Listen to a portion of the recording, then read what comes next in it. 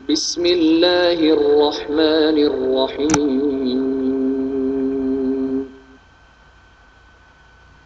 افلا يتدبرون القرآن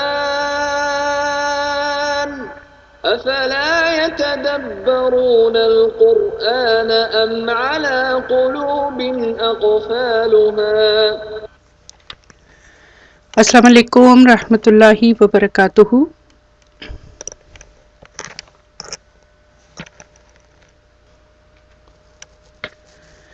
الحمدللہ الصلاۃ والسلام علی رسول اللہ اما بعد فاعوذ باللہ من الشیطان الرجیم بسم اللہ الرحمن الرحیم رب اشرح لی صدری ویسر لی امری واحلل عقدۃ من لسانی یفقہوا قولی ربی زدنی علما اللہم فقہنا فی الدین اللہم انی اسألک علما نافعا وعملا متقبلا ورزقا طیبا آمین. تو الحمدللہ رب العالمین. آج آپ نے جو پچھلے ویک سے ایک سفر شروع کیا تھا، اس سفر کا آج سیکنڈ پارٹ ہے. آج آپ اس سفر میں اپنے ساتھی کے بارے میں جاننا شروع کریں گے. آپ کو یاد ہے آپ کا ساتھی کون تھا؟ کس کے ساتھ آپ نے اس زندگی کا سفر کرنے کا ڈیسائیڈ کیا ہے؟ قرآن، اللہ سبحانہ وتعالیٰ کی کتاب. اور اس کتاب کو ہم نے ساتھی بنایا ہے تو اب اس کے بارے میں جاننا بھی تو ہے. جب آپ کسی کو ساتھی بناتے ہیں تو اس کے بارے میں جاننا بھی تو چاہیے نا، اس کا تعارف ہونا چاہیے کہ وہ کیا ہے، اس کے بارے میں ہر اینگل سے جاننا چاہیے. اور اس تدبر القرآن کورس کا جو مین مقصد یہی ہے کہ ہم قرآن کو ہر اینگل سے سمجھیں، ہر طرح سے اس کے بارے میں جانیں. تو انشاءاللہ اس کی بارے میں نے لاسٹ کلاس میں آپ کو تھوڑا سا انٹروڈکشن دیا تھا. ساتھ ساتھ ابھی چلتا رہے گا یہ آپ کا انٹروڈکشن. باقاعدہ طور پہ قرآن شروع کرنے سے پہلے ہم دیکھیں گے کہ قرآن کے علوم، قرآن کے بارے میں شارٹ میں، ویسے تو قرآن کے جتنے علوم ہیں ان سب کے بارے میں الگ الگ بے تحاشا انفارمیشن ہے، لیکن چونکہ ہمارے پاس شارٹ ٹائم ہے تو اس لیے ہر ٹاپک کو میں نے تھوڑا سا اس میں ایڈ کیا. تو آج کی کلاس آپ کی 3 حصوں پہ مشتمل ہوگی. ایک میں آپ قرآن کا تعارف کریں گے، پھر اس کے علاوہ تھوڑا سا میں آپ کو ٹیسٹ کرواؤں گی کہ کس طرح سے ہم الفاظ کو عربک کے لحاظ سے ہم الفاظ کو کیسے لے کے چلیں گے. اور تیسرا آپ کے اس لغت القرآن کی ٹیم کا اور آپ کے اس کلاس کے طریقے کا آپ سے تعارف ہوگا. تو سب سے پہلے ہم قرآن کا تعارف شروع کرتے ہیں انشاءاللہ تعالی. تو شروع کرتے ہیں آج ہم اپنے ساتھی کا تعارف کرنا. قرآن کا تعارف، انٹروڈکشن آف قرآن. تدبر القرآن کا پہلا مرحلہ کیا ہے؟ قرآن کا تعارف قرآن. قرآن مجید کے بارے میں ہمارا اجمالی عقیدہ کیا ہے؟ یعنی جب ہم بات کرتے ہیں کہ قرآن اللہ کی کتاب ہے تو اس کے بارے میں ہمارا ایک عقیدہ ہے نا، اور اس کے بارے میں 3 چیزوں پر، یہ عقیدہ 3 چیزوں پر مشتمل ہے. نمبر 1، قرآن ہمارے نزدیک قرآن اللہ کا کلام ہے جو محمد صلی اللہ علیہ وسلم پر نازل ہوا اور یہ مکمل محفوظ شکل میں موجود ہے. یہ 3 چیزیں جس کے بارے میں ہمارا عقیدہ مضبوط ہے کہ یہ اللہ کا کلام ہے اور یہ نازل ہوا آپ صلی اللہ علیہ وسلم پہ، اور یہ مکمل شکل میں محفوظ ہے. جس شکل میں نازل ہوا اسی شکل میں یہ محفوظ ہے. جس طرح آپ جانتے ہیں پچھلی کتابیں نازل ہوئیں، ان میں سے تورات پتھر کی تختیوں پر لکھی ہوئی شکل میں حضرت موسیٰ علیہ السلام کو دی گئی، مگر قرآن کی تنزیل محمد صلی اللہ علیہ وسلم پر ایک مختلف صورت میں ہوئی. اس کے بارے میں ابھی ہم آگے جا کے پڑھتے ہیں. پہلا جز کیا ہے کہ یہ اللہ کا کلام ہے. قرآن مجید خود اس کو اللہ کا کلام قرار دیتا ہے. یاد رکھیں کہ ہم جو بھی بات کریں گے اس کو اپنے پاس سے نہیں کریں گے.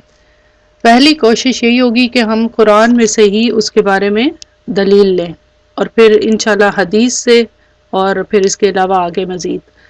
تو قرآن میں سب سے پہلی بات کہ یہ اللہ کا کلام ہے. قرآن میں ہی سورہ توبہ کی آیت نمبر 6 میں اللہ سبحانہ وتعالیٰ فرماتے ہیں اعوذ باللہ من الشیطان الرجیم بسم اللہ الرحمن الرحیم وَإِنْ أَحَدٌ مِّنَ الْمُشْرِكِينَ اسْتَجَارَكَ فَأَجِرْهُ حَتَّى يَسْمَعَ كَلَامَ اللَّهِ. اور مشرکوں میں سے کوئی بھی آپ سے پناہ کا طلبگار ہو تو اسے پناہ دے دیں یہاں تک کہ وہ اللہ کا کلام سنیں. یہ والا پوائنٹ نوٹ کریں، یسمع کلام اللہ، کہ یہاں تک کہ وہ اللہ کا کلام سنیں. تو اللہ کا کلام اسے اس کی جائے امن تک پہنچا دے. وہ اس لیے کہ وہ لوگ حق کا علم نہیں رکھتے. یہ کلام اللہ تعالیٰ کی صفت ہے. اللہ تعالیٰ نے خود قرآن کی عظمت کو بیان کیا. اگلی آیت میں آیت نمبر 21 سورہ حشر میں اللہ تعالیٰ فرماتے ہیں صفت کے حوالے سے، یہاں کلام اللہ کی یہ دلیل ہے اور یہاں پہ یہ اللہ کا کلام جو ہے اللہ کی صفت ہے. لو انزلنا هذا القرآن على جبل، اگر ہم نازل کرتے یہ قرآن کس پر؟ جبل بولتے پہاڑ کو، پہاڑ پر. رأیتہ خاشعا متصدعا من خشیۃ اللہ، تو پھر تم دیکھتے کہ اللہ کے خوف سے وہ پہاڑ جھک جاتا، پھٹ کر پاش پاش ہو جاتا. اور یہ جو مثالیں اللہ تعالیٰ فرما رہے ہیں ہم لوگ اس لیے بیان کریں تاکہ وہ غور و فکر کریں. تو یہ والا پوائنٹ یاد رکھے کہ اگر ہم نازل کرتے قرآن کو پہاڑ پر تو کیا ہوتا؟ وہ پھٹ جاتا. اگلی آیت دیکھیں، پھر میں آپ کو بتاتی ہوں صفت کے حوالے سے. اس آیت میں اللہ تعالیٰ فرماتے ہیں فَلَمَّا تَجَلَّى رَبُّهُ لِلْجَبَلِ جَعَلَهُ دَكًّا وَخَرَّ مُوسَىٰ صَعِقًا. جب اس کا رب پہاڑ پر جلوہ فرما ہوا تو اسے ریزہ ریزہ کر دیا. اللہ تعالیٰ نے جب موسیٰ علیہ السلام سے کلام کیا تو آپ پہاڑ پر، کون سے پہاڑ پر؟ آپ کو معلوم ہے کوہ طور پر. اور موسیٰ علیہ السلام بے ہوش ہو کر گر پڑے. کیوں گر پڑے؟ کیونکہ اللہ تعالیٰ کی جو جلال تھا، تجلی تھی، وہ اتنی زیادہ تھی کہ آپ انہیں دیکھ نہیں سکے، گر پڑے. کلام اللہ کی تاثیر.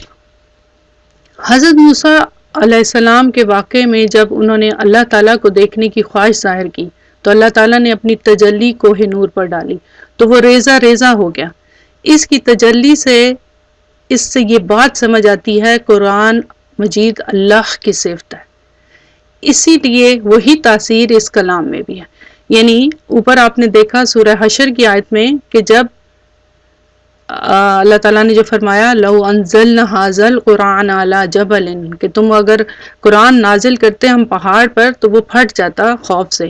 تو جس طرح اللہ تعالیٰ نے اپنا جلوہ فرمایا تو وہ پہاڑ پھٹ گیا. تو اس کو دیکھیں اب ریزمبل کیا اللہ تعالیٰ نے اس چیز سے. اس کلام میں اللہ کی ساری صفات کا عکس موجود ہے. اس کو اگر آپ اس اگزامپل سے سمجھیں کہ جو کلام ہوتا ہے کسی بھی شخص کا، اگر کلام یعنی کوئی شخص اگر آپ سے گفتگو کرے گا، کوئی بھی چند جملے ادا کرے، یعنی تھوڑی سی کسی سے نئے شخص سے بھی آپ بات چیت کریں تو آپ اس سے بات چیت جب کرتے ہیں تو اس کے فہم کے بارے میں، اس کے مطالعے کے بارے میں آپ کو اندازہ ہو جاتا ہے کہ اس کی شخصیت، اس کا ذہن کی سطح کیا ہے.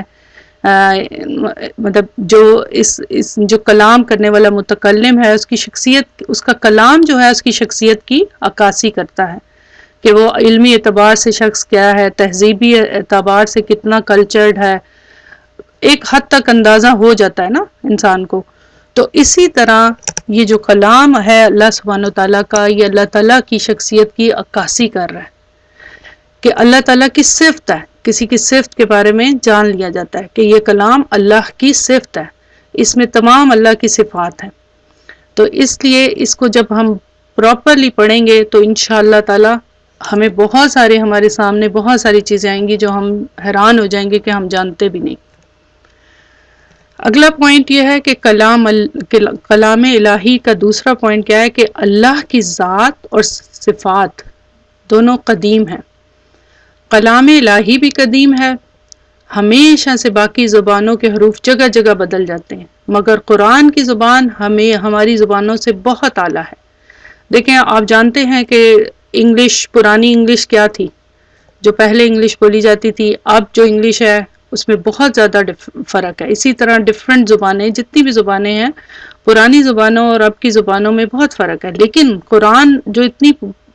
قرآن جو ہے وہ بھی ظاہر ہے اللہ تعالیٰ کی صفت ہے اور قدیم ہے، تو اسی طرح سے یہ بھی جو ہے زبان، اس میں کوئی چینج نہیں آئی، یہ سب زبانوں سے اعلیٰ ہے۔ آگے اللہ تعالیٰ فرماتے ہیں وَقَالُوا لَوْلَا نُزِّلَ هَذَا الْقُرْآنُ عَلَى رَجُلٍ مِّنَ الْقَرْيَتَيْنِ عَظِيمٍ۔ وقالو، اور کہنے لگے، کون کہنے لگے؟ مکہ کے جو کفار تھے، مکہ کے جو باطل لوگ تھے، کہ ان کو اعتراض تھا اس بات کے اوپر کہ قرآن دونوں بستیاں من القریتین، کہ دونوں بستیوں میں کسی بڑے آدمی پر کیوں نہیں اتارا گیا۔ ان کا یہ کہ دونوں بستیوں سے مراد کہ مکہ اور طائف، کہ دونوں بستیوں میں سے کسی بڑے آدمی پر کیوں نہیں اتارا گیا، کیونکہ ان کا مطلب تھا کہ قرآن جو ہے وہ تو اگر اتنی عظیم چیز ہے تو کسی بڑے آدمی، کیونکہ وہ آپ صلی اللہ علیہ وسلم کو بڑا آدمی نہیں سمجھتے تھے، تو قرآن کو عربی حروف کا جامعہ پہنایا گیا، کیونکہ مخاطب جو قوم تھی وہ کون تھی؟ عربی زبان جاننے والی، اس لیے قرآن کو چونکہ ان میں نازل کیا، اس لیے اس کو عربی زبان کا الفاظ دیے گئے۔ قرآن کہاں ہے؟ اگلا پوائنٹ ہمارا یہ ہے کہ قرآن کہاں ہے۔ اوپر کے جو پوائنٹ تھے ان سے یہ ثابت ہو گیا کہ قرآن اللہ کا کلام ہے، اللہ کی صفات ہے، اللہ کی صفت ہے اور اللہ کا کلام ہے۔ قرآن کے اندر ہی سے یہ آیات سے ہمیں اندازہ ہوتا ہے۔ اصل قرآن ہے کہاں؟ جو ہمارے ہاتھ میں، کیا وہ قرآن ہے یا کیا ہے؟ اصل قرآن کے بارے میں قرآن کے مقامات سے ہی معلوم ہوتا ہے۔ اصل جو قرآن ہے وہ اللہ کے پاس ہے۔ ہمارے پاس مصحف عثمانی ہے، قرآن کی نقل، یعنی اس کی کاپی۔ مصحف بولتے ہیں کاپی کو، تو عثمانی آپ کو معلوم ہے، انشاءاللہ آگے جا کے آپ کو پتہ چلے گا کہ اس کو مصحف عثمانی کیوں کہتے ہیں۔ تو اصل قرآن کہاں ہے؟ اللہ کے پاس۔ اور وہ کیسے پتہ چلتا ہے؟ آگے دیکھیں، اس قرآن میں ہی اس کے بارے میں دلیل آتی ہے، بل ہوا قرآن مجید فی لوح محفوظ، بلکہ یہ بڑی عظمت والا قرآن ہے جو لوح محفوظ میں ہے۔ دوسری آیت میں دیکھیں، وَإِنَّهُ فِي أُمِّ الْكِتَابِ لَدَيْنَا لَعَلِيٌّ حَكِيمٌ۔ دوبارہ پڑھتی ہوں، وَإِنَّهُ فِي أُمِّ الْكِتَابِ لَدَيْنَا لَعَلِيٌّ حَكِيمٌ، بے شک وہ ہمارے پاس سب کتابوں کی اصل، یعنی ام الکتاب، سب کتابوں کی اصل لوح محفوظ، ام الکتاب میں ثبت ہے، یقیناً بلند مرتبہ، علی حکیم، بڑی حکمت والا ہے۔ تو یہاں لوح محفوظ، ام الکتاب، اس سے ظاہر ہوتا ہے لوح محفوظ وہ کون سی جگہ ہے، اس کی حقیقت اللہ ہی جانتا ہے، لیکن یہ ہے کہ وہ اللہ کے پاس، اصل کاپی جو ہے وہ اللہ کے پاس ہے، جو قرآن کی کاپی ہے۔ حکیم، یہ حکیم ہے، حکمت والا ہے۔ ہا کاف میم، یہ مادہ ہے اس کا، لفظ کا۔ محکم، مضبوط، استحکام کا لفظ بھی اسی سے ہے۔ کسی شے کا پختہ ہو جانا، کسی شے کا پختہ ہو جانا ہے، مطلب محکم کا مطلب کہ کسی شے کا پختہ ہو جانا۔ اور عقل کی پختگی کیا ہوتی ہے؟ حکمت اور دانائی۔ جب کہتے ہیں نا اس شخص میں حکمت آ گئی ہے، دانائی ہے، تو اس کا مطلب اس کی عقل پختہ ہو گئی ہے۔ تو حکیم کا مطلب ہے کسی شے کا پختہ ہونا، اس کے اندر مضبوطی آنا، حکمت آ جانا، تو کسی شے کا پختہ ہو جانا، یعنی یہ بلند ہے، مرتبے والا ہے اور بڑی حکمت والا ہے۔ سورہ زخرف کی آیت نمبر 4 ہے۔ آگے دیکھیں، فی صحف مکرمۃ، کہ یہ معزز اور مکرم اوراق میں لکھی ہوئی ہے. مرفوعتن بلند، مرفوع بلند ہے، نہایت بلند. مطہرتن پاکیزہ. تو اب اس سے اندازہ ہوتا ہے کہ یہ کہاں ہے، مرفوع ہے، بلند ہے، اور پاکیزہ لوگ ہی اس کو صرف چھو سکتے ہیں. اگلی آیت میں دیکھیں فی کتاب مکنون. یہ مکنون کا لفظ قرآن میں کئی دفعہ آتا ہے. اس کا مطلب ہے چھپی ہوئی کتاب، چھپی ہوئی ہے یہ. اور سوائے اگلی آیت اس میں دیکھیں ہمیں تاروں کی منزلوں کی قسم، اللہ تعالیٰ قسم یہاں پہ کھا رہے ہیں. فلا اقسم بمواقع النجوم. جب بھی کسی چیز کی قسم کھائی جاتی ہے تو وہ کیا ہوتی ہے، وہ کوئی خاص چیز کی قسم کھائی جاتی ہے نا.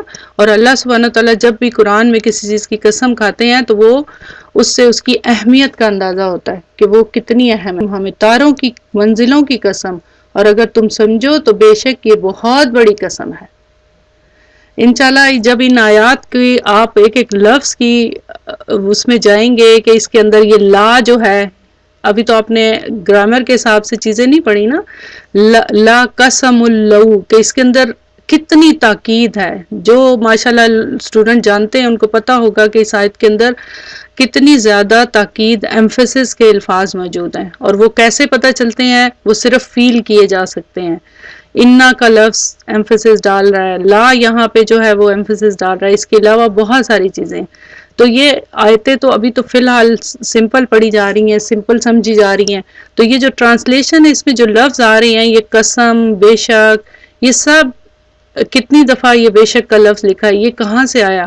یہ جب ہم پڑھیں گے اس کے اندر جو تاکید کا میننگ، جو ایمفیسس ہے، زور ہے، وہ پھر انشاءاللہ ہمیں یہاں پہ پتہ چلے گا.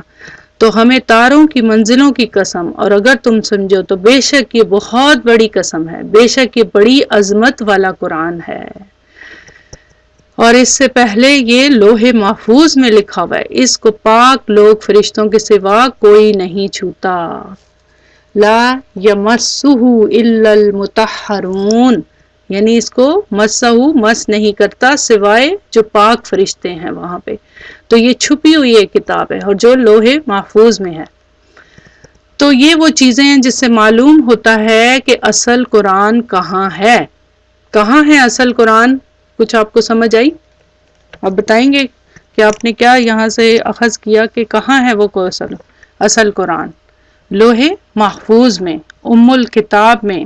جی، اور وہ اللہ ہی اس کی حقیقت جانتا ہے، لیکن یہ وہاں پہ موجود ہے اصل قرآن. جو ہمارے پاس ہے وہ کیا ہے؟ وہ اس کی کاپی ہے، اور یہ فرشتوں کی تحویل میں ہے. جو اصل قرآن ہے وہ فرشتوں کی تحویل میں ہے. اور یہ کیا ہے؟ کتاب مکنون، وہ کتاب جو چھپی ہوئی ہے. اور یہ قرآن میں یہ لفظ آتے ہیں اور ہمارے پاس اس کی ایک نقل ہے. تو اگلی بات کیا ہے؟ قرآن کس کا قول ہے؟ یہ بھی بڑی اہم بات ہے اور بہت انٹرسٹنگ. ایک ہی ٹائم میں یہ قول اللہ بھی ہے، قول جبریل بھی ہے، اور قول رسول بھی ہے. کیسے؟ قول اللہ تو آپ کو پتہ چل گیا، آپ نے قرآن سے دیکھا کہ اللہ کا کلام، اللہ کی صفت ہے، ظاہر اللہ تعالیٰ نے ہی اسے بتایا. قول جبریل، اس کے لیے قرآن کی یہ آیت ہے سورہ تکویر کی آیت نمبر 20 میں دیکھیں، انہ لقول رسول کریم ذی قوت عند ذی العرش المکین. رسول کہتے ہیں پہنچانے والے کو، پیغامبر کو، رسول جو کہ آگے پہنچاتا ہے. تو یہاں پہ جو رسول کا لفظ آیا ہے، یہاں پہ یہ کس کے لیے آیا؟ میسنجر. یہ کس کے لیے آیا ہے؟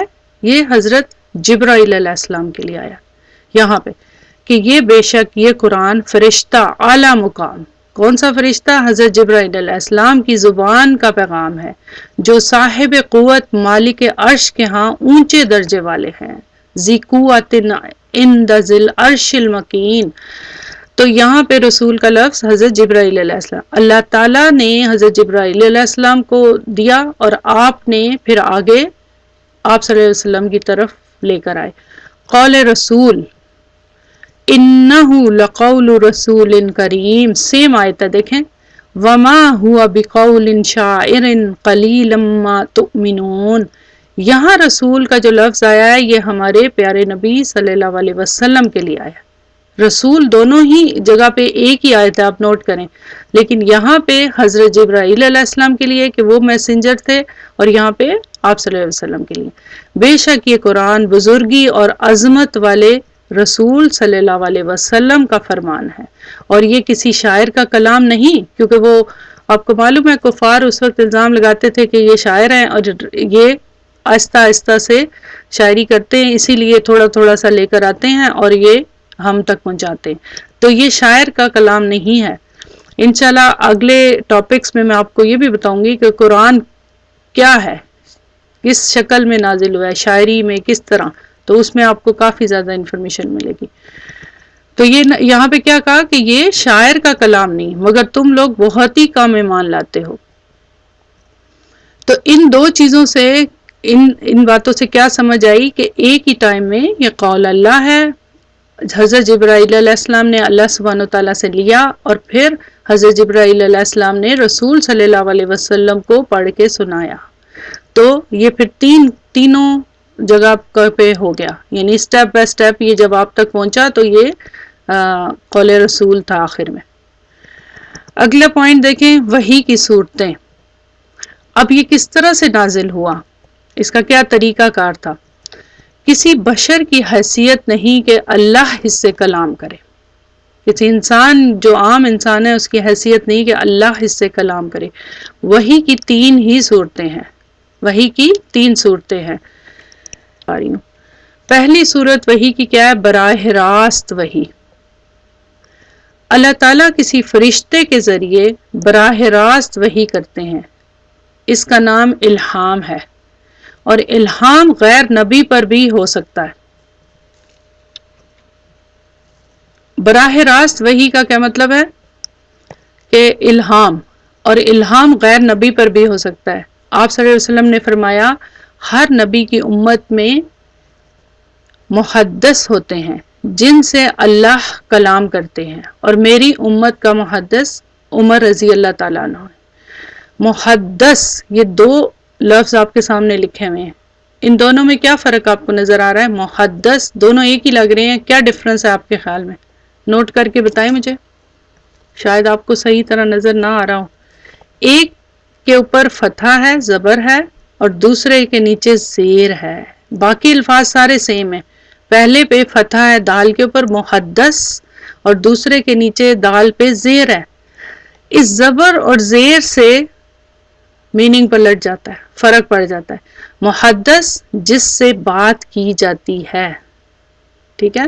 محدث علم حدیث کا ماہر، جیسے امام مالک، امام مسلم، امام بخاری، جو بھی سارے احادیث کے جتنے بھی ماہر تھے ان کو محدث کہتے ہیں. تو کسرہ سے زیر سے میننگ پلٹ جاتا ہے، محدث جس سے بات کی جاتی ہے. تو یہاں حدیث میں کیا ہے کہ آپ صلی اللہ علیہ وسلم نے فرمایا کہ ہر نبی کی امت میں ایک محدث ہوتے ہیں جسے اللہ کلام کرتے ہیں، اور میری امت کا محدث کون ہے؟ عمر رضی اللہ تعالیٰ عنہ. آپ اس کے بارے میں بھی انشاءاللہ اللہ تعالیٰ توفیق دے بہت ساری چیزیں کرنے کی، کہ اللہ تعالیٰ نے حضرت عمر رضی اللہ تعالیٰ عنہ کو کئی دفعہ ڈائریکٹلی کئی چیزیں ان کو بتائیں. اب وہ کس طرح تھی، کیا تھی، اس کی ڈیٹیل پھر آپ انشاءاللہ تعالیٰ بعد میں پڑھیں گے نا، جب ساتھ ساتھ وہ آیات آئیں گی تو پھر ہم وہاں ان کو دیکھیں گے. تو یہاں پہ کیا اللہ تعالیٰ فرماتے ہیں، وَمَا كَانَ لِبَشَرٍ أَن يُكَلِّمَهُ اللَّهُ إِلَّا وَحْيًا أَوْ مِن وَرَاءِ حِجَابٍ. کیا مطلب؟ اور اگر ہر بشر کی یہ مجال نہیں کہ اللہ اسے براہ راست کلام کرے، یعنی عام انسان کی یہ مجال نہیں کہ اللہ اس سے براہ راست کلام کرے، مگر یہ کہ وحی کے ذریعے یا پردے کے پیچھے سے، جیسے کہ موسیٰ علیہ السلام سے اللہ تعالیٰ نے کلام کیا، یا کسی فرشتے کے ذریعے سے، اور اس کے اذن سے، یعنی فرشتہ جو ہے اللہ کے اذن سے ہی آگے پہنچائے گا پیغام، جو اللہ چاہے وہی کرے. بے شک وہ بلند مرتبے اور حکمت والا ہے. تو دوسری ایک تو یہ ہو گئی کہ اللہ تعالیٰ جو ہیں وہ وحی کے ذریعے پیغام پہنچاتے ہیں. وہ ایک عام انسان کو بھی مطلب ایک عام انسان تو نہیں لیکن جن کو چوز کیا گیا اور وہ اللہ تعالیٰ ہی ظاہر چوز کرتے ہیں. دوسری صورت اس کی کیا ہے؟ دوسری صورت میں اللہ تعالیٰ فرماتے ہیں کہ وَرَسُولًا قَدْ قَصَصْنَاهُمْ عَلَيْكَ مِنْ قَبْلُ وَرَسُولًا لَمْ، یعنی اور بہت سے پیغمبر ہیں جن کے حالات ہم تم سے پیشتر بیان کر چکے ہیں. بہت سے پیغمبر ہیں جن کے حالات تم سے بیان نہیں کیے گئے. اور آخر میں کیا کہتے ہیں اللہ تعالیٰ؟ وَكَلَامَ اللَّهُ مُوسَىٰ تَكْلِيمًا، اور موسیٰ علیہ السلام سے تو خدا نے باتیں بھی کی ہیں. تکلیم یعنی کلام کیا ہے. تو یہ آیت ہمیں بتاتی ہے کہ موسیٰ علیہ السلام سے اللہ تعالیٰ نے ڈائریکٹ بات کی ہے. موسیٰ علیہ السلام سے کلام فرمایا. فرق کیا تھا کہ حجاب میں، ڈائریکٹ نہیں، مطلب سامنے آ کے نہیں، آپ انہیں دیکھ نہیں سکتے تھے اللہ تعالیٰ کو.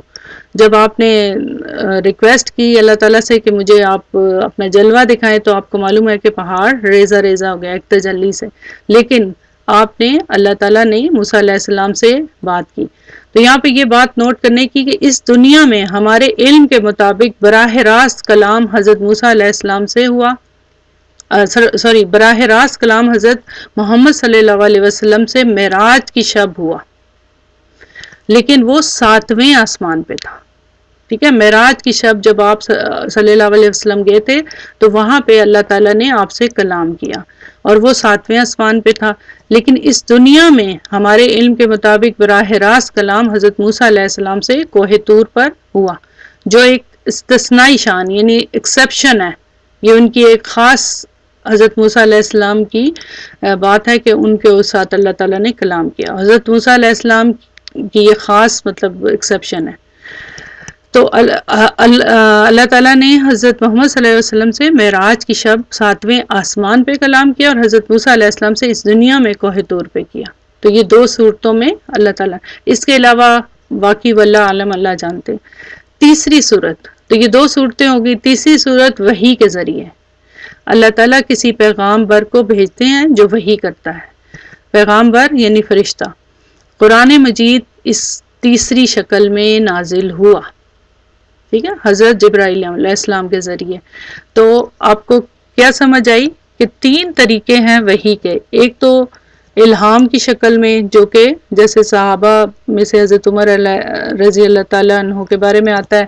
اس کے علاوہ ڈائریکٹ کلام جو کہ حضرت موسیٰ علیہ السلام اور آپ صلی اللہ علیہ وسلم سے ہوا. اور تیسری صورت فرشتے کے تھرو وحی کی شکل میں جس میں قرآن نازل ہوا. ٹھیک ہے، تو یہ وحی کی ڈفرنٹ 3 طریقے ہیں اللہ تعالیٰ کے. قرآن کے نزول کی کیفیت یہ بہت اہم ہے، اس کو آگے دیکھتے ہیں. اس کے لیے 2 الفاظ ہیں.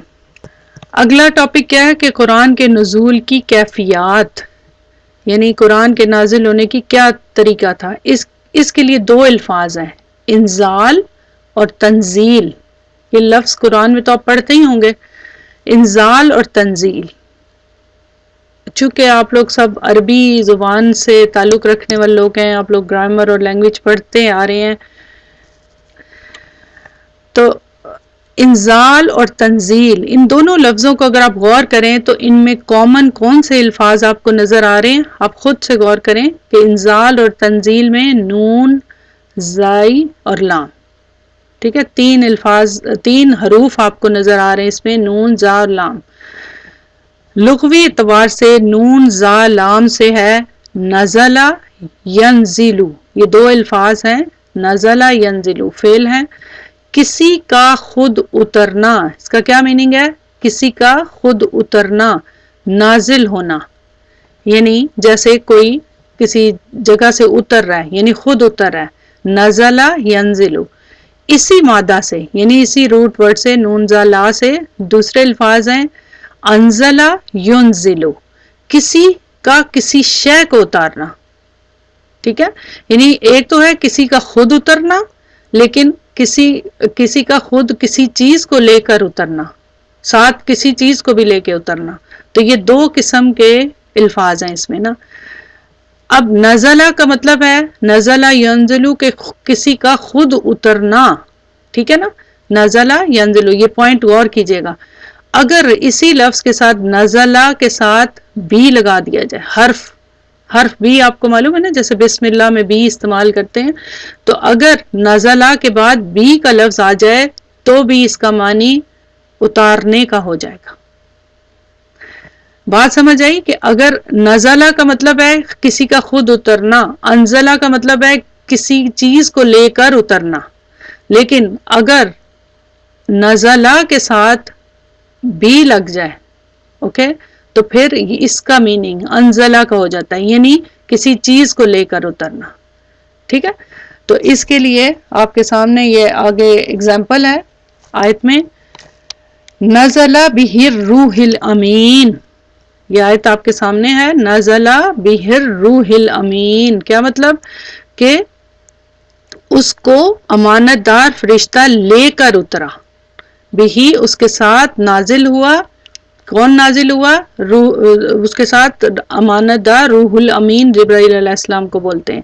تو یہاں پہ نزلہ کا مطلب تو ہوتا ہے اترنا، یعنی خود اترا، یعنی فرشتہ خود اترا. تو یہ کہاں سے میننگ آیا اس کا کہ وہ اس کو لے کر اترا؟ کہاں سے آیا؟ اس بی سے. یہ جو بی ہے یہ نزلہ کے ساتھ اٹیچ ہوا، اس سے آیا یہ میننگ. تو یہ ہے عربی زبان کی خصوصیت، ایک حرف کے اضافے سے میننگ کتنا چینج ہو جاتا ہے. تو یہ آپ کو بہت زیادہ ملے گا کہ عام طور پہ یہ پڑھنے سے ہی سمجھ آتی ہیں. تو اب نمبر 3، اب یہ دو الفاظ تو آپ نے سیکھ لیے، ایک ہے نزلہ اور انزلہ. انزال اور تنزیل سے نزلہ کا مطلب کسی کا اترنا، انزلہ کا مطلب کسی شے کا اتارنا، خود لے کر اتارنا. تیسرا پوائنٹ نزلہ، ینزل تنزیل. تنزیل کا لفظ قرآن میں بہت یوز ہوا ہے. اب اس میں بھی دیکھیں نون زا لام ہے، فرق کیا ہے اس کا اور اوپر کے الفاظ میں؟ نوٹ کر کے بتائیں. نزلہ، نزلہ اور نزلہ. نئے اسٹوڈنٹس کی بات کر رہی ہوں، اگر جنہوں نے ابھی فرسٹ ٹائم جوائن کیا ہے ان کی. نزلہ اور نزلہ، تشدید کا، شدہ کا. زا کے اوپر ایک شدہ ہے صرف. یہ جو شدہ ہے نزلہ ینزلو، یہ کیا فرق پیدا کرتا ہے کہ وقفے سے اتارنا، تھوڑا تھوڑا کر کے گریجولی اتارنا، رفتہ رفتہ اتارنا. اس تشدید سے یہ میننگ آ گیا. یہ صرف تشدید نے اس کے میننگ کو چینج کر دیا کہ یہ وقفے سے اتارنا. تو قرآن کے لیے دونوں الفاظ یہاں پہ قرآن میں، یہ سارے جتنے الفاظ آپ نے پڑھے یہ سب استعمال ہوئے ہیں قرآن میں. اب یہاں پہ آپ نوٹ کریں سورہ قدر کی پہلی آیت ہے، اِنَّا أَنزَلْنَاهُ فِي لَيْلَةِ الْقَدْرِ. انزلنا، ٹھیک ہے، تو ہم نے اس قرآن کو شب قدر میں نازل کیا. ٹھیک ہے، اللہ سبحانہ وتعالیٰ فرما رہے ہیں کہ ہم نے اس کو نازل کیا. کب نازل کیا؟ شب قدر میں. یہاں دیکھیں اِنَّا أَنزَلْنَاهُ فِي لَيْلَةٍ مُبَارَكَةٍ إِنَّا كُنَّا مُنذِرِينَ. بے شک ہم نے اسے ایک بابرکت رات میں اتارا، بے شک ہم ڈر سنانے والے ہیں. تو یہ دونوں آیتوں میں انزلنا آیا ہے. خلاصہ یہ ہے کہ لیلۃ القدر کی رات پورا قرآن. اس سے کیا سمجھ آئی؟ انزلنا سے. اب آپ یہ نوٹ کیجئے گا، یہ بہت انٹرسٹنگ بات ہے کہ لیلۃ القدر کی رات کو پورا قرآن لوح محفوظ سے، ام الکتاب سے نقل کر کے اتارا گیا. ٹھیک ہے، یعنی ایک ہی پورا کا پورا قرآن جو تھا وہ اتارا، پھر وہاں سے درجہ بدرجہ تھوڑا تھوڑا چند آیات یا چند صورتوں کی شکل میں آپ پہ نازل ہوا. تو یہ انزلنا سے کیسے پتہ چل رہا ہے کہ پورا قرآن نازل ہوا لیلۃ القدر میں؟ اس لفظ سے، انزلہ سے، انزلنا سے یہ پتہ چل رہا ہے. اس والے لفظ سے، اس صیغے سے پتہ چل رہا ہے کہ پورا قرآن اترا. دوسرا مرحلہ تنزیل، کہ تھوڑا تھوڑا کر کے اتارا. تو وہ تنزیل سے پتہ چلتا ہے. تنزیل کی کیا حکمت کیا تھی کہ تھوڑا تھوڑا کر کے کیوں اتارا؟ قرآن میں اہل مکہ کا اعتراض کا ذکر ہے کہ آپ پر پورا مطلب ان کو یہ بھی ایک اعتراض تھا، اعتراض کرتے رہتے تھے نا کہ یہ تھوڑا تھوڑا کر کے کیوں اترتا ہے قرآن، پورا کیوں نہیں آپ پہ اترا؟ کیونکہ جس طرح حضرت موسیٰ علیہ السلام کو جب آپ گئے تھے آپ اللہ تعالیٰ سے ملنے تو تختیوں پہ تو لکھا ہوا ملا تھا، تو ان کو بھی یہ تھا کہ پورا کیوں نہیں اترتا، اگر یہ کلام اللہ ہے تو ایک ہی ساتھ کیوں نہیں آ جاتا۔ تو سورہ فرقان کی آیت نمبر میں کہتے ہیں اور کافر کہتے ہیں کہ اس پر قرآن ایک ہی دفعہ کیوں نہیں اتارا گیا۔ وقال الذین کفروا لولا نزل علیہ القرآن جملۃ واحدۃ، جملۃ واحدۃ، کہ ایک ہی دفعہ میں ایک ہی جملے میں کیوں نہیں نازل کیا گیا۔ تو اللہ تعالیٰ کہتے ہیں کذالک، آگے اللہ تعالیٰ اس طرح کہتے ہیں کہ اسی طرح آہستہ آہستہ اس لیے اتارا گیا کہ اسے تمہارے دل کو قائم رکھیں، اور اسی واسطے ہم اس کو ٹھہر ٹھہر کر پڑھتے رہے ہیں۔ جواب، اس کا پھر جواب تھا ان کی اس بات کا کہ کیوں نہیں اکٹھا اتارا، تو آگے اس کا جواب بھی قرآن ہی میں ملتا ہے۔ اللہ تعالیٰ کہتے ہیں کہ اور ہم نے قرآن کو جز جز کر کے نازل کیا تاکہ تم لوگوں کو ٹھہر ٹھہر کر پڑھ کر سناؤ۔ آپ صلی اللہ علیہ وسلم سے کہہ رہے ہیں کہ آپ لوگوں کو ٹھہر ٹھہر کر پڑھ کر سنائیں، اور ہم نے اس کو آہستہ آہستہ اتارا۔ اب یہ آہستہ آہستہ اتارنے کا کہاں سے میننگ آیا؟ یہ تنزیلاً، تنزیل کا لفظ جو ہے، تنزیل کا لفظ جب بھی قرآن میں آپ دیکھیں تو اس سے سمجھ جائیں کہ وقفے وقفے سے تھوڑا تھوڑا کر کے اتارنا، ٹھیک ہے۔ تو یہاں سے آپ کو بات سمجھ آئی کہ قرآن ایک ہی دفعہ میں جب اتارا تو وہ لیلۃ القدر کی رات کو، اور پھر وہاں سے تھوڑا تھوڑا کر کے اللہ تعالیٰ نے فرشتے کے تھرو آپ صلی اللہ علیہ وسلم پر نازل کیا، ان کو دیا، اور پھر آپ نے آگے اتنا ہی حصہ آگے پہنچایا۔ تو یہاں تک آپ کو کافی چیزیں سمجھ آ گئی ہوں گی۔ آگے چلتے ہیں، کب، کہاں اور کتنی دیر میں نازل ہوا۔ اس کی شارٹ سی ڈیٹیل یہ ہے کہ شمسی حساب سے 22 سالوں میں 22 ایئرز میں 610 عیسوی سے لے کے 632 عیسوی تک، یہ اس کا کتابوں میں ایک ٹائم ملتا ہے۔ قمری حساب سے آپ کو معلوم ہے کہ 2 قسم کے کیلنڈر ہیں سولر، تو ان دونوں حساب سے تھوڑا سا فرق پڑ جاتا ہے نا، کیونکہ ہمارے جو اسلامک کیلنڈر اور ٹائم کا تھوڑا سا فرق پڑتا ہے۔ تو سولر حساب سے کیا اور لونر حساب سے، شمسی حساب سے 22 ایئرز میں 610 عیسوی سے لے کے 632 عیسوی تک، اور قمری حساب سے 23 سالوں میں 571 عیسوی سے آپ کی ولادت قمری حساب سے آپ کا اس وقت عمر کیا تھی؟ 40 سال کے تھے، ٹھیک ہے، قمری حساب سے۔ شمسی حساب سے تھوڑا سا فرق پڑ جاتا ہے ایئرز کا۔ کہاں نازل ہوا؟ حجاز میں نازل ہوا، حجاز میں نازل ہوا۔ حجاز جزیرہ عرب کا پہاڑی سلسلہ ہے، ٹھیک ہے، حجاز کو کہتے ہیں جو عرب کا جزیرہ، یہ پہاڑی سلسلہ ہے۔ حجاز کے میننگ کیا ہے؟ پردے کے ہیں، جو 2 چیزوں میں حائل ہو جاتا ہے، کیونکہ آپ کو معلوم ہے کہ یہ جزیرہ عرب کا اگر نقشہ آپ دیکھیں تو اس سے آپ کو آئیڈیا ہوتا ہے کہ بیچ میں ایک پہاڑی سلسلہ ہے اور دوسری طرف 2 حصوں کو اس پہاڑی سلسلے میں ڈیوائیڈ کیا ہوا ہے۔ تو حجاز میں مکہ، مدینہ، طائف، تبوک شامل ہے۔ یہ ساری جگہیں جو ہیں مکہ، مدینہ، طائف اور تبوک شامل ہے، کیونکہ ان تمام جگہوں پہ قرآن نازل ہوا، صرف مکہ یا مدینہ نہیں، اس میں طائف اور تبوک، تو حجاز، یہ ساری جگہیں اس میں شامل ہیں، حجاز کا علاقہ ہے۔ تو آپ صلی اللہ علیہ وسلم آغاز وحی سے لے کے ساری زندگی حجاز ہی میں رہے، یعنی حجاز میں یہ ساری جگہیں آتی ہیں، تو آپ نے جب وحی کا آغاز ہوا اس سے لے کے آخر تک آپ نہ حجاز میں رہے، تو پھر قرآن انہی جگہوں پہ نازل ہوا۔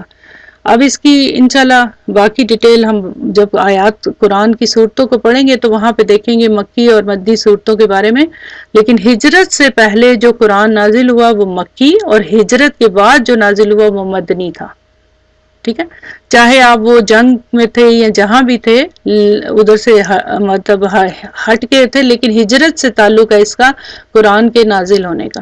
ہجرت سے پہلے والے کو مکی اور ہجرت سے بعد والے کو مدنی کہتے ہیں، ٹھیک ہے، اور یہ سارا قرآن حجاز کے علاقے میں نازل ہوا جس میں مکہ، مدینہ، طائف اور تبوک شامل ہے۔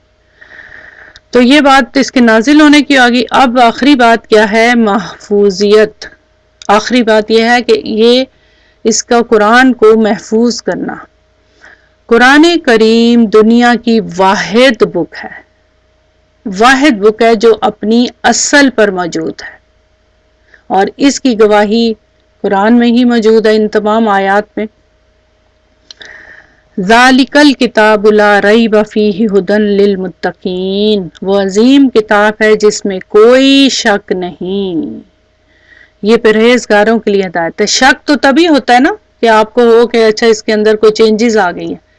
اب جیسے کہ باقی کتابیں جو نازل ہوئیں وہ بھی اللہ تعالیٰ کی طرف سے ہی نازل ہوئیں، بائبل وغیرہ اور سب، حضرت موسیٰ علیہ السلام، حضرت لیکن اس میں چینجز آ گئی ہوئی ہیں۔ اب اس میں کئی چیزیں ہیں جو حقیقت میں جس سے بلکہ پتہ چلتا ہے کہ یہ قرآن کے بارے میں، آپ صلی اللہ علیہ وسلم کے بارے میں بہت ساری اس میں بھی ورسز ہیں، لیکن اس میں پھر بھی شک ہے، ہم اس پہ یقین نہیں کر سکتے کیونکہ ہمیں ہے کہ اس میں چینجز کر دی گئی ہیں، لیکن قرآن ایسی کتاب ہے جس میں کوئی چینجز نہیں کی گئی۔ اسی کے لیے اللہ تعالیٰ نے آگے فرمایا، آپ صلی اللہ علیہ وسلم کو پہ جب نازل ہوتا تھا تو آپ جلدی جلدی اس کو پڑھتے تھے کہ اس ڈر سے کہ کہیں میں بھول نہ جاؤں اس چیز کو، تو اس پہ اللہ تعالیٰ نے فرمایا کہ اے حبیب، آپ قرآن کو یاد کرنے کی جلدی میں نزول وحی کے ساتھ اپنی زبان کو حرکت نہ دیں، کہ اب جلدی جلدی نہ کریں، آپ نہ گھبرائیں، بے شک اسے آپ کے سینے میں جمع کرنا اور اسے آپ کی زبان سے پڑھانا ہمارا ذمہ ہے۔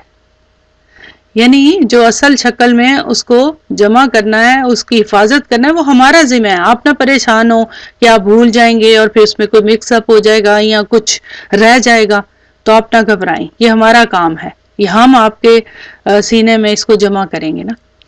پہلی بات کہ اس میں کوئی شک نہیں، اور شک کیوں نہیں ہے؟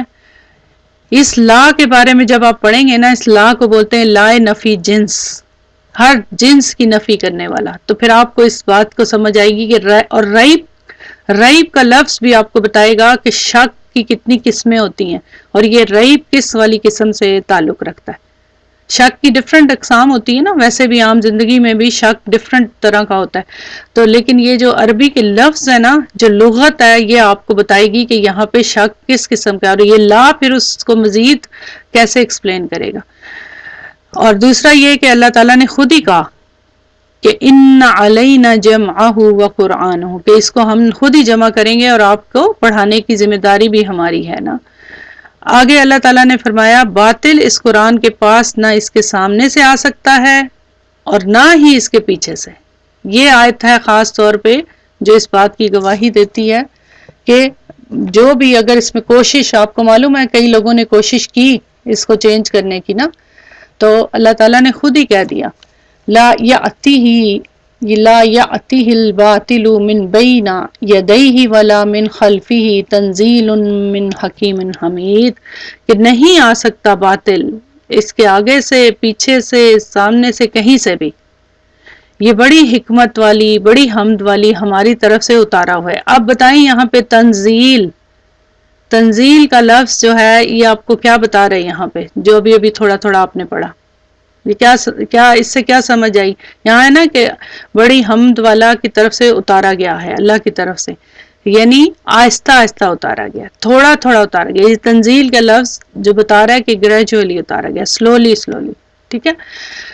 تو ان آیات سے سمجھ آتی ہے کہ قرآن جو ہے اللہ تعالیٰ نے محفوظ کیا اور خود کیا، اس کی ذمہ داری اللہ تعالیٰ نے خود لی ہے اس کو محفوظ کرنے کی، اس لیے انسان کچھ نہیں کر سکتا، کوئی انسان اس میں چینجز نہیں لا سکتا۔ اور اس کی گواہی جو ہے ایون جن لوگوں نے اس میں سرچ کی، کفار نے، آپ کو معلوم ہے، آپ کو سرچ کے بارے میں پتہ چلتا رہتا ہوگا کہ انہوں نے کہا کہ ہاں یہ ہے کہ کچھ ٹائپنگ کے ایرر نظر آئے ان لوگوں کو، لیکن الفاظ میں کوئی چینجز نہیں۔ آپ کو معلوم ہے، کبھی انشاءاللہ ٹائم ملا تو آپ کو بتاؤں گی، مجھے حیرت ہوتی ہے اور میں اس بات ہمیشہ یہ سوال کرتی تھی، کچھ ایسے غیر مسلم لوگ ہیں کہ جنہوں نے عربی زبان پہ پکا عبور حاصل کیا جو ہم مسلمان بھی نہیں حاصل کر سکتے، یعنی انہوں نے بہت زیادہ عربی زبان کو پڑھا، اور پھر اس کے بعد کیوں پڑھا کہ قرآن کے اندر سے ایرر نکالے جائیں، قرآن کے اندر سے غلطیاں نکالی جائیں، انہیں جانا جائے، تو اس سے انہوں نے کوشش کی کہ وہ اس کو دیکھیں کہ مطلب یہ اس کے اندر کیا مسٹیکس ہیں، کیا ہے۔ تو اب زبان تو سیکھنی ضروری تھی، لیکن ان کی نیت کیا تھی کہ اس کے اندر سے مسٹیکس نکالی جائیں اور پروف کیا جائے کہ یہ صحیح نہیں ہے نا. تو اب لیکن حیرت کی بات ہے کہ پڑھنے کے بعد کہتے ہیں نا کہ قرآن جو ہے دل پہ اثر کرتا ہے، پڑھ لیتا ہے تو، لیکن نیت سے تعلق ہے نا. وہ مسلمان نہیں ہوئے، وہ کنورٹ پھر بھی نہیں ہوئے. ایون بہت سارے لوگ ہوئے، ظاہر ہے اللہ تعالیٰ جس کو ہدایت دیتا ہے وہ تو ہے، لیکن بہت سارے لوگ ایسے بھی تھے کہ جنہوں نے کوشش کی لیکن وہ نہیں ہوئے مسلمان. میں آپ کو کبھی ان کا نام بتاؤں گی. وہ کیوں نہیں ہوئے؟ کیونکہ ان کا جو اصل نیت تھی وہ یہ تھی کہ اس کے اندر خرابیاں نکالیں. لیکن کچھ کنورٹ بھی ہو گئے کیونکہ ظاہر اللہ تعالیٰ نے ان سے کام لینا تھا، انہوں نے محنت کی، تو نیت سے اس کا تعلق ہوتا ہے نا. تو بہرحال اللہ تعالیٰ نے اس کو محفوظ کیا خود سے، اس لیے جو مرضی دنیا کی قوتیں کر لیں اس میں کوئی فرق نہیں پڑ سکتا نا. جی بالکل. اور یہ سب سے زیادہ پڑھی جانے والی کتاب ہے اس دنیا میں نا. تو آج کے جو ٹاپک تھے وہ یہی تھے، اور آئی ہوپ سو کہ یہ آپ کو تھوڑا اس سے کافی حد تک چیزیں سمجھ آئی ہوں گی. تو یاد رکھیں کہ یہ ہمارا پہلا مرحلہ تھا اس کو قرآن کے تعارف کا، اور انشاءاللہ نیکسٹ ٹائم میں مزید تو قرآن کو انشاءاللہ ہر پہلو سے ہم نے سمجھنا ہے نا. تو جس طرح بھی ابھی آپ نے تھوڑا سا مظاہرہ کیا کہ ایک لفظ کے اندر حرکات بدلنے سے میننگ کیسے بدل جاتا ہے، کہ میننگ میں کس طرح سے چینجز آتی ہے. ایک تشدید لگا دی، ایک فتحہ لگا دیا، ایک زیر زبر میں پیش کی چینج کیا تو میننگ بدل جاتا ہے. تو پھر اس کو پھر ہم لغت کا جو ٹاپک ہے نا، لغت القرآن، اس میں ہم اس کو کور کریں گے کہ ایک ایک لفظ کی جو لغت ہے کہ وہ کس طرح سے حرکات بدلنے سے. اسی لیے قرآن جب پڑھا جاتا ہے تو کہا جاتا ہے نا کہ بہت دھیان سے پڑھیں کہ ایک حرکت بدلنے سے بہت زیادہ چینج آ جاتا ہے میننگ میں. اور اس کا مظاہرہ آپ نے دیکھ لیا ابھی. سم ٹائم یہ تو چلیں ایک ڈفرینٹ ٹائپ کا میننگ بدل رہا ہے، لیکن کبھی کبھی بالکل الفاظ پلٹ جاتے ہیں اور وہ گناہ کے زمرے میں آتا ہے، حرام مسٹیکس ہو جاتی ہیں. اور تجوید کے ٹاپک میں جب آپ پڑھیں گے تو وہاں پہ تو پھر مخارج کا بھی بہت عمل دخل ہے کہ وہاں پہ کیسے میننگ ہی بدل جاتا ہے ایون اگر آپ صحیح ادائیگی نہ کریں تو.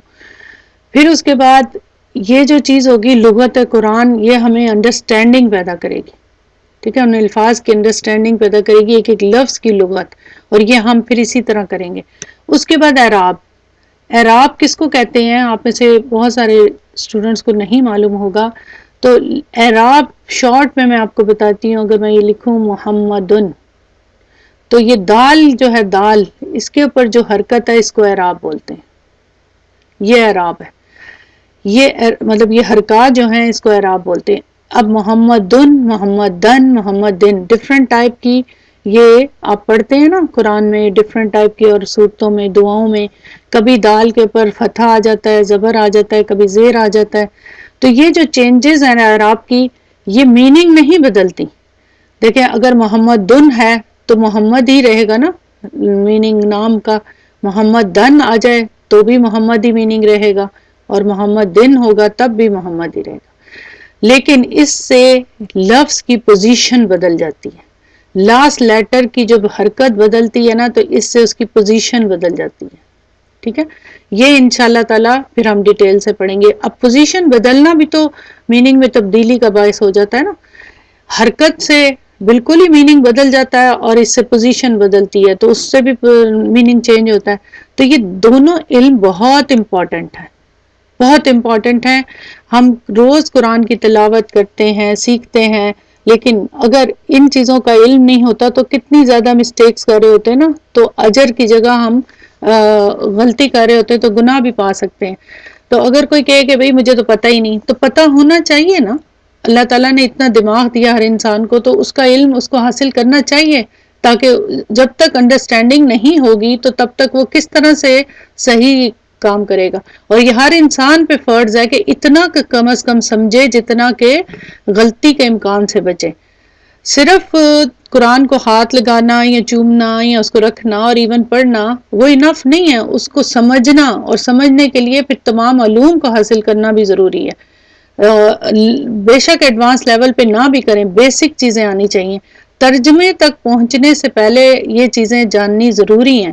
خالی لفظ مطلب ایک ایک لفظ کو جو نیچے لکھا ہوا دوسروں کا ترجمہ پڑھ لینے سے وہ انڈرسٹینڈنگ پیدا نہیں ہوتی. اب لرن تو کرتے ہیں، اب لرن تو کر لیتے ہیں، آپ سیکھ تو لیتے ہیں کسی چیز کو، لیکن سمجھتے نہیں ہیں، انڈرسٹینڈ نہیں کرتے.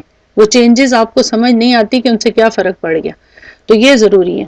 اور پھر جب یہ سٹیپس ہوتے ہیں تو پھر اس کے بعد تفسیر آپ کے اوپر اپلائی تبھی ہوتا ہے کہ جب آپ یہ سارے سٹیپ سے گزرتے ہیں تو پھر آپ اسے گائیڈنس حاصل کرتے ہیں, ہدایت حاصل کرتے ہیں, کیونکہ آپ کو اس کی سمجھ آنا شروع ہو جاتی ہے, ان الفاظ کی گہرائی پتہ چل جاتی ہے نا. اور اس کے لیے پھر ادائیگی بھی بہت ضروری ہے. اور انشاءاللہ تعالی چونکہ یہ دل پہ اترا اور جتنے بھی ہمارے صحابہ تھے انہوں نے اس کو یاد کیا, حفظ کیا, تو انشاءاللہ ہماری ذمہ داری کہ ہم بھی کوشش کریں کہ اس کو تھوڑا تھوڑا صحیح لیکن اس کو حفظ کریں نا. تو اب جب ہم شروع کریں گے تو پھر میں آپ کو مزید اس کے بارے میں بتاؤں گی, لیکن فی الحال تھوڑا سا میں آپ کو ایک مظاہرہ کرنا چاہتا ہوں. اچھا, آپ کو نظر آ رہا ہوگا یہ پیج, اس کو بولتے ہیں دعائے افتتاح, نماز کی افتتاح الصلاۃ. یہ جب بھی نماز شروع کرتے ہیں تو ہم نماز کے سٹارٹ میں پڑھتے, تو اس لیے چونکہ یہ نماز کے شروع میں پڑھی جاتی ہے تو میرا دل تھا کہ میں یہ تھوڑا سا آپ کو کرواؤں. اور پھر اس کے بعد کیا پڑھتے ہیں ہم لوگ؟ اعوذ باللہ من الشیطان الرجیم, بسم اللہ الرحمن الرحیم, اور پھر سورہ فاتحہ. تو یہ ہم ابھی تھوڑا سا اس کو دیکھیں گے, اس کو بھی بہت ڈیٹیل سے نہیں دیکھیں گے لیکن پھر بھی جتنا بھی سمجھ آئے. اس کے بعد پھر انشاءاللہ جب قرآن شروع ہوگا تو پھر اعوذ باللہ سے شروع ہوگا, اور اس کے بعد پھر ہم آگے لے کے چلیں گے نا. اس دعا کی بڑی اہمیت ہے. ہمارے جو سلف صالحین تھے وہ اس دعا کو شروع میں پڑھتے تھے, جیسے حضرت عمر رضی اللہ تعالیٰ عنہ جو ہیں خلیفہ دوئم تھے, جو وہ اس دعا کو جہراً پڑھ کر لوگوں کو سکھلاتے تھے, یعنی پڑھ کے سکھلاتے تھے. کس طرح سکھلاتے تھے؟ صرف یہ نہیں تھا کہ بس پڑھ کے سناتے تھے, اور سکھلانے کے جو پروسیس ہے اس کے اندر ایک ایک چیز آتی ہے, ایک ایک لفظ کا مطلب, ایک ایک لفظ کو گہرائی میں جا کے سکھلانا. تو اس کے بعد اس کے علاوہ ایک اور خوبصورت دعا ہے, آپ لوگوں میں سے اکثر لوگوں کو یاد ہوگی یا پڑھتے ہوں گے, اللہم باعد بینی و بین خطایا. یہ بہت ہی خوبصورت ہے, یہ بھی نماز کے شروع میں پڑھی جاتی ہے, کما باعدت بین المشرق والمغرب. تو انشاءاللہ اس دعا کو بھی ہم آگے جا کے پڑھیں گے نا. تو فی الحال اس کو دیکھتے ہیں ابھی تھوڑا سا کہ اس میں کیا ہے. سبحانک اللہم و بحمدک وتبارک اسمک وتعالی جدک ولا الہ غیرک. سبحانکا, سبحانکا, تو پاک ہے. اب ہر جو لفظ ہوتا ہے عربی کا اس کے اندر ایک مادہ ہوتا ہے, روٹ ہوتی ہے اس کی, اور وہ کم از کم 3 حروف ہوتے ہیں. تو سبحانکا یہ 2 لفظ ہیں, سبحان اور کا 2 ورڈ ہیں. تو سبحانا اور کا. سبحانہ کا مطلب تعریف, سبحان یہ لفظ سبحہ سے بنا ہے, سین با ہا, سبحہ سے بنا ہے, جس کا معنی ہے کسی کا اپنی سطح پر برقرار رہنا. اب آپ نوٹ کیجئے گا, اب انشاءاللہ جب آپ یہ تھوڑا سا ابھی پڑھیں گے نا, یہ میں آپ کو پوری ڈیٹیل نہیں بتاؤں گی, تھوڑی تھوڑی. سبحہ سے بنا ہے جس کا معنی ہے کسی کا اپنی سطح پر برقرار رہنا. کوئی چیز پانی یا ہوا میں تیر کر اپنی سطح پر برقرار رہتی ہے, یعنی جو کوئی تیرتا ہے تو اوپر ہی رہتا ہے نا, نیچے جائے گا تو ڈوب جائے گا نا. ہوا میں بھی تیرتے ہیں لوگ یا پانی میں, تو وہ سطح پر برقرار رہتی ہے. تو جس طرح ستارے اور سب وہ آتا ہے نا کہ وہ آسمان میں اپنے اپنے مدار میں تیر رہے ہیں, تو اس کے لیے یہی لفظ استعمال آتا ہے. اس لفظ کی بات ہو رہی ہے سبحہ. باب تفعیل, تفعیل ایکچولی یہ جو لفظ ہیں جب ڈفرنٹ شکلیں اختیار کرتے ہیں, مثلا آپ نے ابھی کیا تھا نا اوپر, میں نے آپ کو بتایا نزلہ, انزلہ, انزال, تنزیل, یہ ڈفرنٹ ورڈ ہے نا. یہ اس کے مختلف وزن ہوتے ہیں, مختلف شیپس ہوتی ہیں, مختلف پیٹرن ہوتے ہیں عربی زبان کے لفظوں کے. بیچ میں ایک ہی روٹ ہوتا ہے, سین با ہا, روٹ ایک ہی ہوتا ہے. مثلا یہاں پہ سین با ہا, اس سے ڈفرنٹ ورڈز بنیں گے. پھر جس طرح نون زا لام سے ڈفرنٹ ورڈ بنے, انزلہ, تنزیل, انزلنا, ڈفرنٹ, تو ان سے مختلف میننگ نکلتے ہیں. اور سم ٹائم حرکات بدلنے سے بھی میننگ بدلتے ہیں, اور سم ٹائم وہ جو پیٹرن بدلتے ہیں, اور ظاہر وہ حرکات اور پیٹرن بدلنے سے میننگ بدل جاتے ہیں. تو باب تفعیل ایک وزن ہے, ایک پیٹرن ہے. اس میں یہ لفظ تسبیح بنتا ہے. ٹھیک ہے, تسبیح کا لفظ آپ لوگ یوز کرتے ہیں نا, تسبیح پڑھتے بھی ہیں. جب یہ لفظ تسبیحن بنتا ہے تو جس کے میننگ ہے کسی کا دوسرے کو اس سطح پر برقرار رکھنا. ابھی آپ نے اوپر پڑھا تھا نا تنزیل، ٹھیک ہے نا، یا نزلہ، اور دوسرا آپ نے پڑھا انزلہ. نزلہ کا کیا مطلب تھا؟ خود اترنا. انزلہ کا کیا مطلب تھا؟ کسی کو اتارنا. یہاں پہ بھی سباہ کا مطلب ہے کہ خود اوپر تیرنا، کسی جگہ پہ اوپر تیرنا، یہ برقرار رہنا. لیکن جب یہ تسبیح بن جاتا ہے، دوسرے ورڈ میں چینج ہو جاتا ہے، تو اس کا مطلب ہے کسی کا دوسرے کو اس سطح پر برقرار رکھنا، دوسرے کے لیے کام کرنا. اللہ تعالیٰ کی تسبیح کا مطلب ہے اللہ کو اس کے مقام بلند پر برقرار رکھنا. سبحان اللہ. جب آپ کہتے ہیں نا سبحانہ کا، تو اس لفظ کے اندر یہ میننگ آ جاتا ہے کہ جب اب اللہ تعالیٰ کی تسبیح کرتے ہیں، ثنا کرتے ہیں، تو آپ کیا کر رہے ہوتے ہیں کہ اللہ تعالیٰ کو جو اس کا بلند مقام ہے وہاں پہ اس کو رکھ رہے ہوتے ہیں. اور اللہ تعالیٰ کا بلند مقام کا ایک پہلو یہ ہے کہ اسے کوئی ضرورت سرے سے لاحق ہی نہیں ہے. اللہ تعالیٰ کو تو نہیں ضرورت کہ اس کو، وہ تو ہے ہی بلند، ہم نے کیا اس کو بلند کرنا ہے. نہ اسے نیند آتی ہے، نہ بھوک لگتی ہے. اللہ حاضل قیاس، وہ ہر ضرورت سے پاک ہے. اس کی ذات اور صفات ہر نقص اور ہر عیب سے پاک ہے، اکمل ہے، یعنی وہ مکمل ہے. ان میننگ میں جو یہ میننگ آ رہے ہیں، ان میں تسبیح کا با محاورہ ترجمہ اللہ کی پاکی بیان پھر کرنا ہے. سمجھ آئی؟ یعنی جب اللہ تعالیٰ تو ہر عیب سے، ہر چیز سے بلند ہے نا، لیکن جب ہم تسبیح کر رہے ہوتے ہیں تو ہم اس کی پاکی بیان کر رہے ہوتے ہیں، بنتا ہے. اس طرح سبحانہ کا مطلب ہوا تو ہر نقص اور ہر عیب سے پاک ہے، تو بلند ہے. یعنی اس کو ہم اس سطح پہ، یعنی جس سطح پہ، یعنی اوپر کے لیول پہ، جہاں پہ جب آپ اس کو امیجن کر سکتے ہیں کہ جب انسان تیرتا ہے تو کہاں رہتا ہے؟ پانی کے اوپر رہتا ہے نا.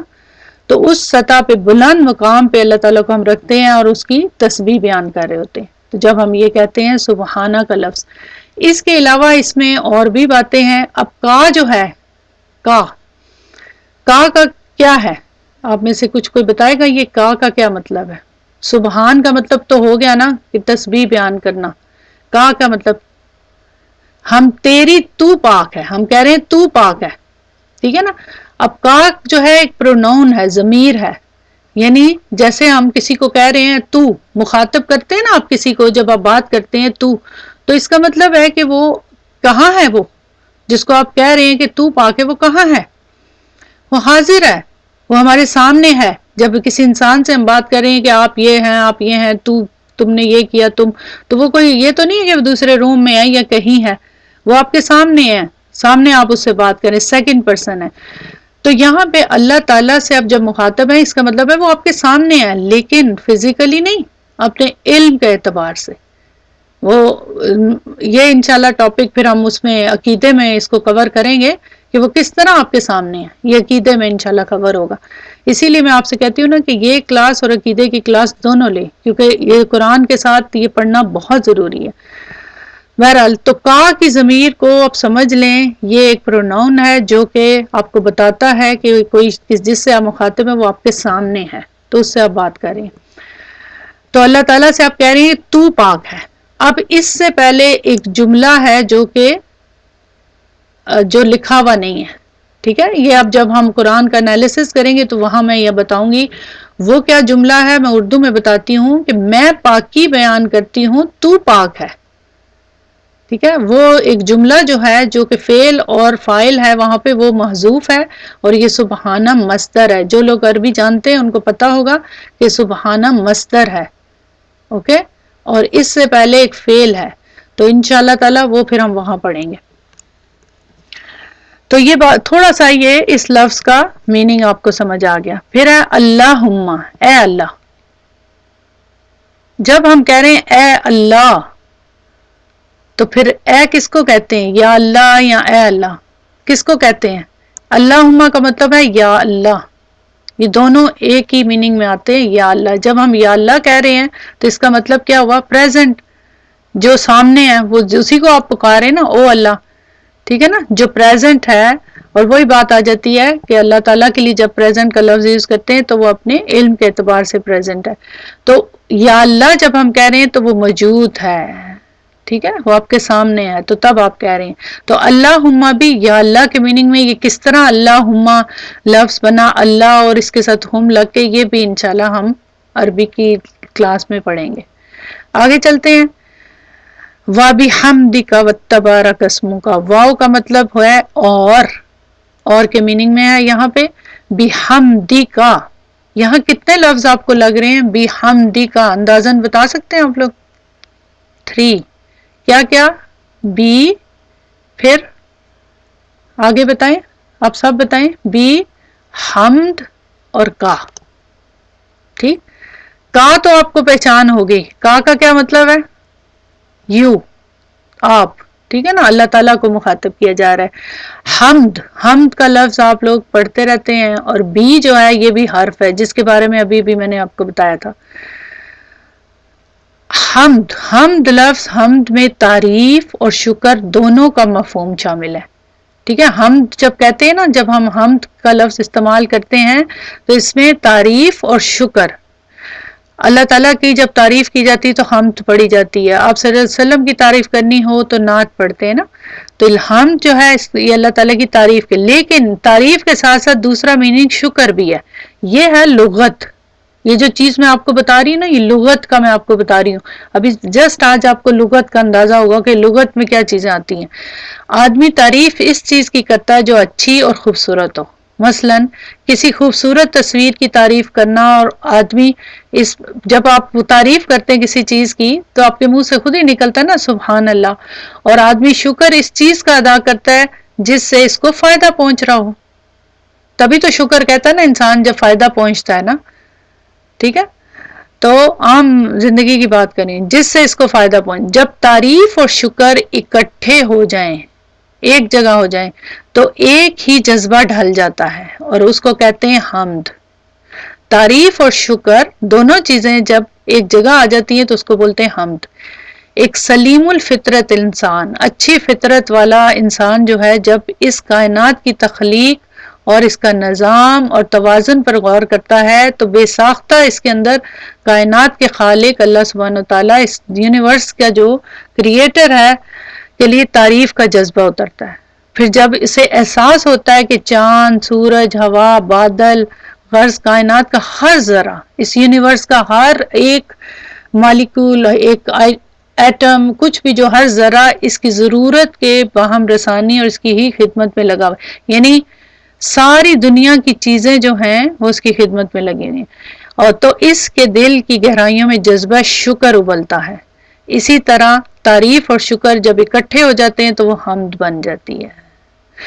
ہم دیکھتے ہیں جب دنیا کی خوبصورتیاں، ڈیفرنٹ چیزیں، تو منہ سے نکلتا ہے نا بے شک اللہ تعالیٰ بڑا ہے، اللہ اکبر، سبحان اللہ، مختلف الفاظ جو بے ساختہ نکلتے ہیں، اس کے اندر حمد اور شکر، حمد جو ہوتا ہے وہ ہوتی ہے، اور اس میں پھر تعریف بھی ہوتی ہے اور شکر بھی ہوتا ہے. تعریف تو ظاہر اللہ کی کیونکہ اس نے بنایا. شکر کیوں ہوتا ہے؟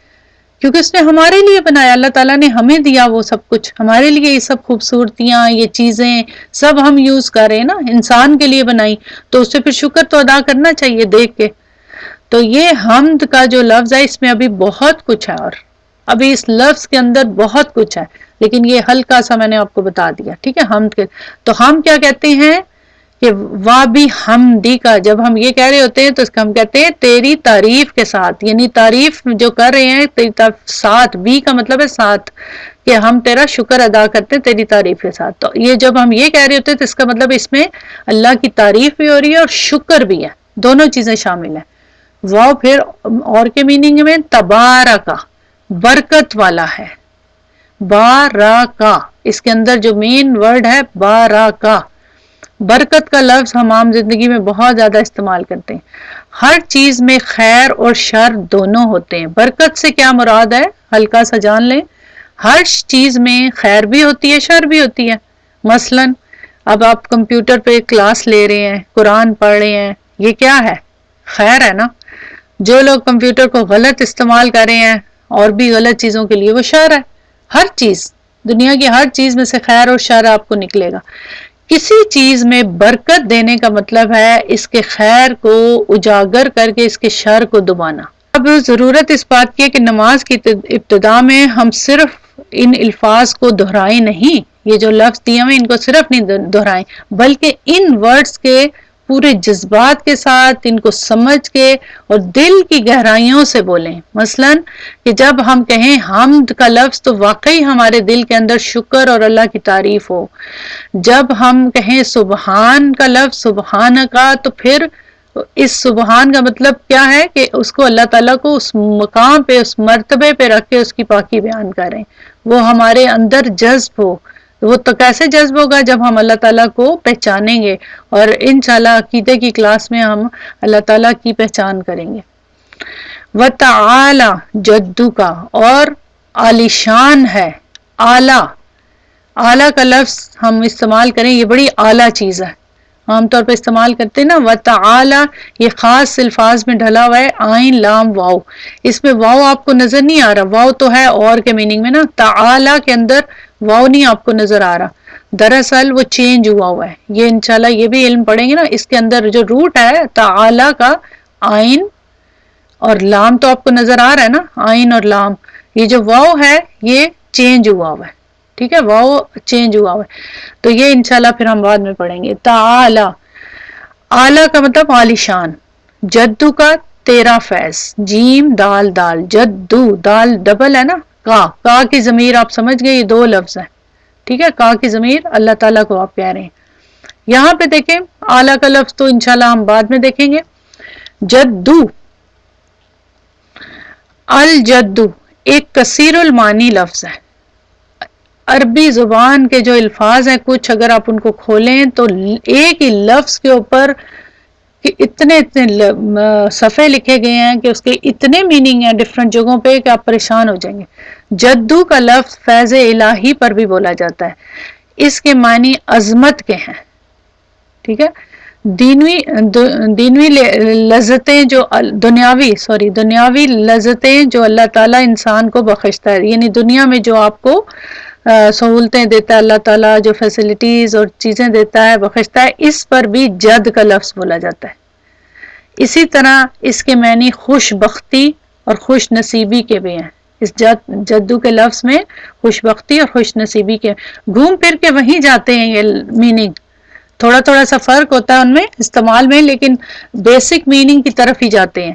جبکہ دادا اور نانا کے لیے بھی یہ لفظ استعمال ہوتا ہے، جد کا لفظ استعمال ہوتا ہے نا دادا اور نانا کے لیے، تو یعنی اس کی جد یہ ہے، مطلب ہماری اردو زبان میں یہ لفظ استعمال ہوتا ہے نا، آباء و اجداد، بالکل آباء و اجداد کا لفظ، اجداد اسی سے ہے، جد سے ہے۔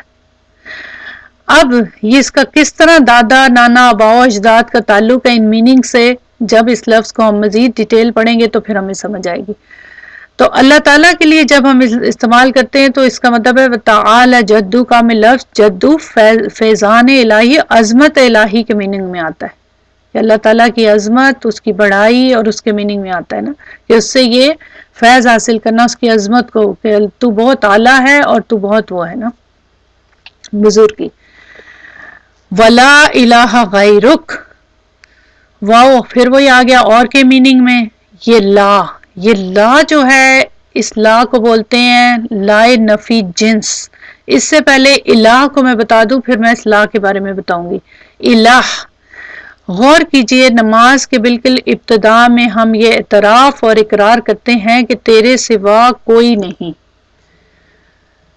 جو انسان کی حاجت روائی اور مشکل کی کشائی اور پشت بنائی کی قدرت رکھتا ہو۔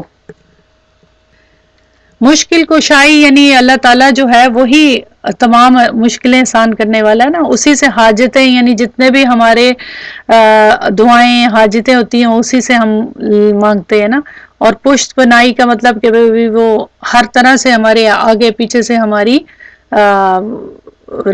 کیا کرتا ہے، پشت بنائی کو کیسے ہیلپ کرتا ہے نا، پناہ دینا، مدد کرنا، تو قدرت رکھتا ہے۔ تو اللہ تعالیٰ ہی یہ ساری قدرتیں، انسان کی جتنی بھی چیزیں ہیں وہ اللہ کے سوا تو کوئی نہیں کر سکتا، نہیں سب سپورٹ وغیرہ، تو تیرے سوا کوئی نہیں، یعنی شروع میں جب ہم یہ دعا پڑھ رہے ہوتے تو یہ ساری باتیں اس میں آ جاتی ہیں. یہ اللہ تعالیٰ سے مانگ رہے ہیں, اسی سے مشکلیں اپنی حل کرنے کے لیے, اسی سے ہیلپ کہہ رہے ہیں مختلف قسم کی نا, تو اس کے علاوہ تو کوئی نہیں ہے نا. جب ہم کہتے ہیں جس کی طرف انسان ان چیزوں کے لیے لپکے, اب ضرورت اس بات کی ہے کہ یہ اقرار ہم پورے جزم اور عزم کے ساتھ کریں, یعنی پوری ہماری نیت بہت زیادہ اسٹرانگ ہو, ہمارا عزم ہمارے اندر پوری ایک وہ فیلنگ ڈیولپ ہوں کہ جس طرح سے ہم کریں نا.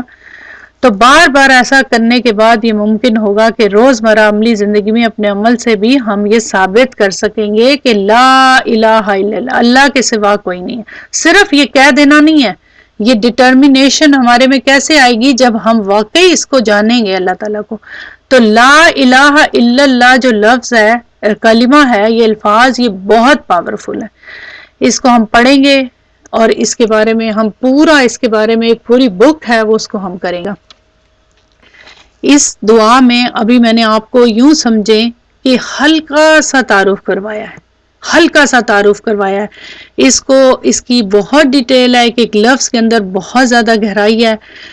بس اصل جو مقصد ہے ہمارا وہ کیا ہے کہ ہم جو بھی پڑھیں, جو بھی سیکھیں, اس کو عمل میں لائیں. تو آج کے لیے جو کچھ آپ نے سیکھا آپ کا ہوم ورک ہے کہ آپ لوگ اس کو اپنے عمل میں لائیں. تو جو آپ نے ابھی یہ دعا کیا ہے جب نماز کے شروع میں, تو جتنا کہ آپ کو سمجھ آئی ہے سبحان کے لفظ پہ, حمد کے لفظ پہ, اس کے اوپر شعور کے ساتھ سوچ کے رٹے رٹائے جیسے ہم طوطے کی طرح پڑھ دیتے ہیں اور جلدی جلدی وہ نہیں کرنا. جب آپ کہہ رہے ہو ہم, تو آپ کے دل کے اندر شکر اور تعریف دونوں چیزیں ہونی چاہیے. رک کے پڑھیں بالکل, اور اس کو سوچ کے پڑھیں کہ واقعی آپ اللہ تعالیٰ کی تعریف سے شروع کر رہے ہیں. نماز کا پتہ ہے نا آپ کو کہ جب آپ نماز پڑھتے ہیں تو اللہ تعالیٰ سے بات کر رہے ہوتے ہیں, تو اللہ تعالیٰ کو مخاطب, کیونکہ کا کے سارے جو لفظ آ رہے ہیں وہ کیا ہیں, کا کی ضمیریں کیا ہیں کہ اللہ تعالیٰ سے بات کریں. جب آپ شعور ہی نہیں ہوگا ہمیں تو پھر آپ کو کیسے سمجھ آئے گی نا. تو یہ آپ کا اس دعا کا آج عملی ہوم ورک ہے جو آپ نے کرنا ہے. ریٹن ہوم ورک نہیں ہے, یہ دعا آپ کا ہوم ورک ہے انشاءاللہ تعالیٰ.